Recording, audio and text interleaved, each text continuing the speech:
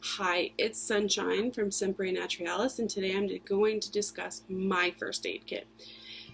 What makes my first aid kit different than the first aid kits you can buy is because I add a lot of natural remedies that I prefer to like and use for my family. I've had a lot of training. I keep a I do have a basic first aid kit, but I also have my stuff. And in my first aid kit, I have arnica pellets and I have arnica gel. Now, this plant has anti-inflammatory properties and it stimulates circulation, so it's great for muscle pains and stiffness and bruising to be applied, and even the pellets can be used if a stroke's suspected until you get emergency services. So it's very important to kind of keep that on there, but don't use the cream if the skin's broken. Next, I carry the rescue remedy with me because my kids tend to react a lot to blood, but it will help calm them down. And that's very important because it calms the injured person enough that you can give them the first aid that they need. And it minimizes stress and panic. Take a little bit before your final exams. It'll help calm you down. My next remedy I carry is activated charcoal. Like I said, we do a lot of hiking. It's a quick remedy for food poisoning, but it is also considered a neutralizer of poisons, and it can neutralize over 4,000 chemicals, drugs, plants, microbial toxins, allergens, and venoms. When you're a hiking family, you never know what your kids might ingest. And that's as much as you teach them, they still like to eat the fruits, and not all fruits are safe, so it's good to have on hand. I usually keep a carrier oil of choice. Usually it's fractionated coconut oil or sweet almond oil because they're good carriers, so I can apply my essential oils, or if I need to massage any oils into the skin, I keep a carrier oil on hand. I create my own healing salve, and this salve is used with the calendula flowers, and it helps reduce swelling, scar tissue. It helps relieve pain, and just kind of promotes healing. And it's great to use after you apply a band-aid. The herbs that I usually typically keep with me are aloe, cayenne, chamomile, echinacea, ginger, peppermint, stinging nettle, witch hazel, and yarrow. Aloe is, of course, great for burns. It soothes the skin. It has cooling and soothing properties, so it's great for any skin irritation. Cayenne, I keep them in capsules because it makes it easier to carry, and I keep it in an old medicine bottle because cayenne helps speed the healing process by increasing blood flow. When applied to wounds, it's a styptic.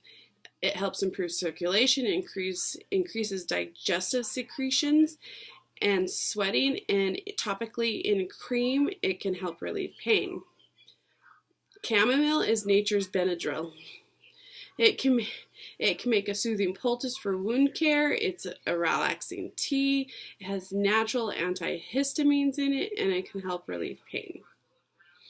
Echinacea is nature's antibiotic. You want to take this, you want to use it as soon as you start to feel sick because it is full of essential vitamins and minerals necessary to help boost the immune system, as well as it can help relieve pain and clean wounds.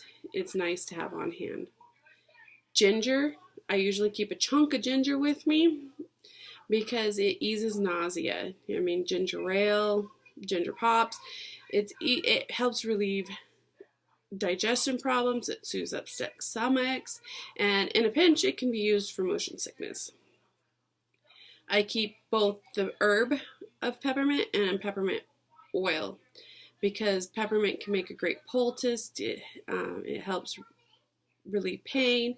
It can be used as a tea to relieve tummy issues, gas, nausea, indigestion, and even as a decongestant. And the oil is a little bit more compact, but it it creates, when you add it to a carrier oil and massage it in, it definitely relieves muscle tension. Stinging nettle's great for the kit. I usually don't carry it because it is so prevalent in the areas that we go hiking. I can find it anywhere because my kids have learned to stay away from stinging nettle because it does hurt if you rub up against the plant. But when you have used it, you can use it for burns and rashes and poultices it for insect bites and stings. It can be used as, it's an antihistamine and it helps reduce bleeding and has anti-inflammatory properties. Witch hazel, of course, helps reduce bruising and counteracts bleeding. It's also an antiseptic and anti-inflammatory, and it makes it useful for skin irritations. And if you don't carry a carrier oil, witch hazel can be used as a base for your essential oils. Yarrow, my favorite herb and